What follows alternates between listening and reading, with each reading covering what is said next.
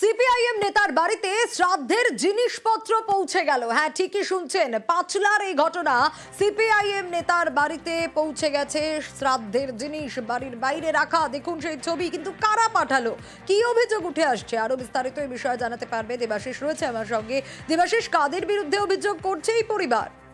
দেখো, সরাসরি রঞ্জন মণ্ডল, তিনি সিপিএম এর কৃষক সভার নেতা, তার কিন্তু অভিযোগ সরাসরি শাসক দল তৃণমূলের বিরুদ্ধে। তার কারণ সেখানে পাঁচলা এলাকায় একটি কৃষক সভার সম্মেলন রয়েছে।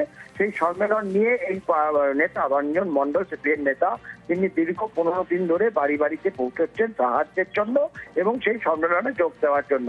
এবং সেই কারণে এই সম্মেলনকে ব্যস্ত দিতেই কার্যত এই ধরনের ঘটনা ঘটানো হচ্ছে বলে বা হুমকি দেওয়া হচ্ছে বলে বলেছেন রঞ্জন মণ্ডল। তবে অবশ্যই পুরো ঘটনা অস্বীকার করে পারিবারিক গন্ডগোলের জেরে এই ঘটনা বলে দাবি করেছে তৃণমূল কংগ্রেস।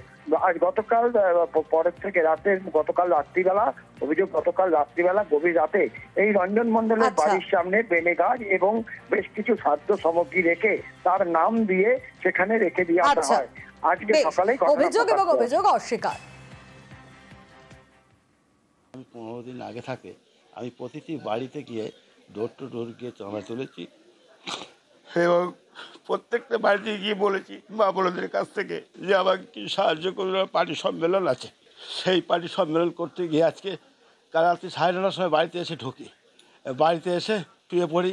আজকে ভোরবেলা আমার স্ত্রী যখন দরজা খুলে দেখে যে আমার বাড়ির সামনে একটা বেনা গাছ পুঁতে আমার নাম লিখে তাতে কিছু সব ডাল চাল সরিয়ে দিয়ে চলে গেছে। আমার অনুমান হচ্ছে যে আমার যে বিরোধী দল সেই তারাই এই কাজটা করেছে বলে আমার অনুমান হচ্ছে। এমন ঘটনা, এটা ভিত্তিহীন কথা।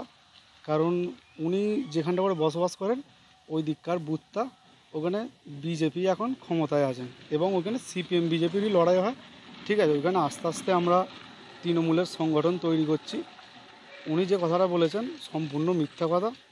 আমাদের জয়নগর গ্রাম হচ্ছে শান্তিপূর্ণ গ্রাম,